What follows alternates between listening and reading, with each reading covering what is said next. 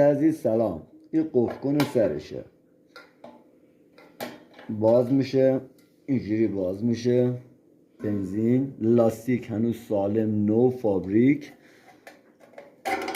این توری فابریکشه که میاد اینجا قرار میگیره به این حالت و به این حالت بنزین میریزی. به این حالت این توریشه، این هم داخلشه نو بدون کوچکترین ایراد. این در لاستیکیش هم هنوز فابریکیشه، حتی تعویض نشده، فابریک خودشه. فقط بنده یک کوره‌ای رنگ کردم و گذاشتم سر جاش.